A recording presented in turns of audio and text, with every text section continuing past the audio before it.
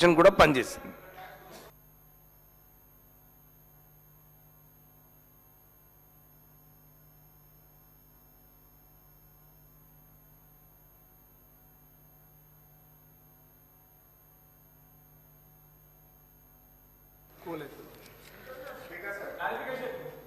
హరీశ్రావు గారు మీరు కూర్చోండి. మీరు ఆ వర్డ్స్ ముందు మంత్రి గారి పేరును ప్రస్తావించిన ఓటు విత్డ్రా చేసుకుని మీరు సబ్జెక్ట్ మిగతా విషయాలు తర్వాత మాట. మీరు ఆ వర్డ్స్ వారి పేరును ప్రస్తావించిన ఇప్పుడు గౌరవ మైనింగ్ మినిస్టర్ గారు పెద్దలు వివేక్ గారు మాట్లాడుతూ 2-3 విషయాలు చెప్పే ప్రయత్నం చేస్తున్నారు. ఒకటి లెట్ మీ ఆన్సర్ అవర్ మీకు తర్వాత ఇస్తారు. వివేక్ గారు ఈ క్రషర్ పెట్టడానికి సెంట్రల్ గవర్నమెంట్ అనుమతులు ఏమి కూడా అవసరం లేదు. క్రషర్ పెట్టడానికి రాష్ట్ర పొల్యూషన్ కంట్రోల్ బోర్డు ఇవ్వాలి, రాష్ట్ర ఇండస్ట్రీస్ డిపార్ట్మెంట్ ఇవ్వాలి. మీరు ఏదైతే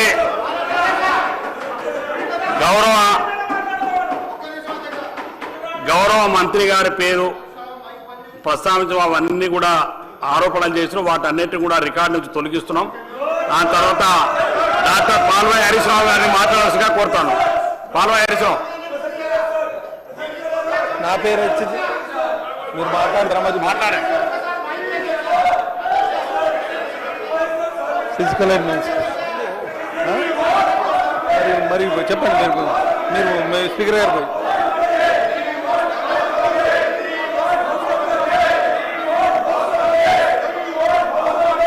మాట్లాడండి. హరీశ్రావు గారు మాట్లాడండి. పాల్వాయి హరీశ్రావు గారు మాట్లాడండి. పాల్వాయి హరీశ్రావు గారు మాట్లాడండి. మైక్ రాలేదు సార్. వచ్చండి. ఇవాళ ఫిజికల్ అడ్మినిస్ట్రేషన్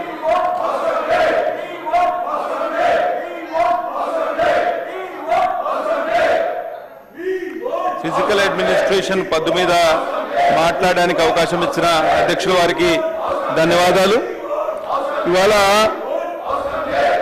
గతంలో మనం తెలంగాణ ఉద్యమం సమయంలో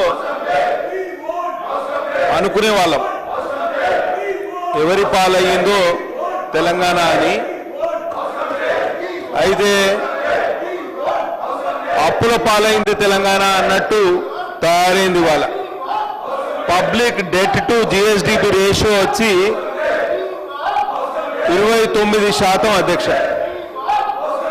23-24 సంవత్సరంలో 27% ఉన్న రేషియో ఇవాళ 9% వచ్చింది. వడ్డీలకు ఇవాళ 21,300 కోట్ల రూపాయలు కేటాయించాల్సిన పరిస్థితి. పూర్తిగా బడ్జెట్ పూర్తిగా ఇన్ఫ్లేటెడ్ బడ్జెట్ అధ్యక్ష. Net receipts for budget estimates వచ్చేసి 2024-25 2,21,000 కోట్లయితే యాక్చువల్స్కి వచ్చేసి 1,67,800 కోట్లు మాత్రమే. అంటే నెట్ రిసీట్స్ నికరంగా 25% తగ్గినాయి అధ్యక్ష. నెట్ ఎక్స్పెండిచర్ బిఈ వచ్చేసి 2,74,000 కోట్లయితే యాక్చువల్ ఎక్స్పెండిచర్ వచ్చేసి 2,18,000 కోట్లు మాత్రమే. అంటే నికరంగా 20% నెట్ ఎక్స్పెండిచర్ తగ్గింది. ఇది కేవలం రాజకీయ అవసరాల కోసం పెట్టిన బడ్జెట్ మాత్రమే, ప్రెజెంటేషన్ కోసం తప్పించి వాస్తవాలకు అద్దం పడతలేదు ఈ బడ్జెట్. రాష్ట్రం పూర్తిగా అప్పుల ఊబిలో ఊరుకుపోయింది, అప్పుల మీద ఆధారపడ్డది, ఆదాయం మీద కాదు అనేది మనందరికీ అర్థం అవ్వాల్సిన విషయం. ఇవాళ రాష్ట్ర ప్రభుత్వం state government is living paycheck to paycheck అధ్యక్ష.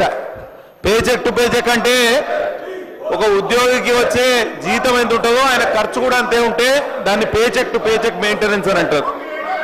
మంత్లీ ఆపరేటింగ్ మార్జిన్ వచ్చేసి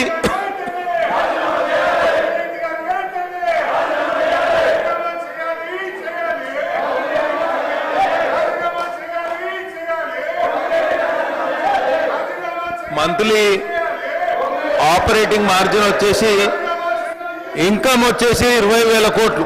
తనకి ఇవ్వన్నా కానీ తను 20,000 కోట్లు. మీరు మాట్లాడతారా శంకరన్న?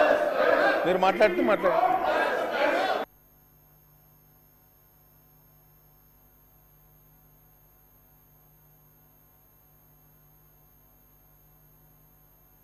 మైక్ పోయింది.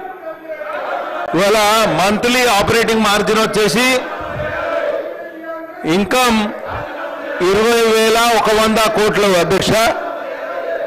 స్పెండింగ్ వచ్చేసి 19,600 కోట్ల రూపాయలు. అంటే ఆడికాడికి బతుకుతానం మనం.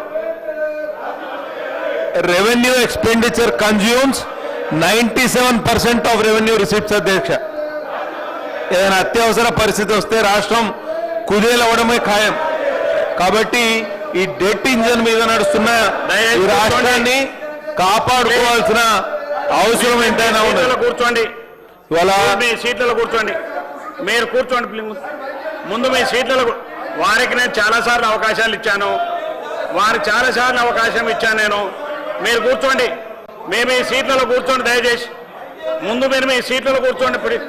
దయచేసి మీ సీట్లలో కూర్చోండి. మీ సీట్లలో కూర్చోండి. మీ సీట్లలో కూర్చోండి. వారికి హరీశ్రావు గారికి నేను చాలాసార్లు అవకాశం ఇచ్చాను. వారు చేసినటువంటి చాలాసార్లు అవకాశం.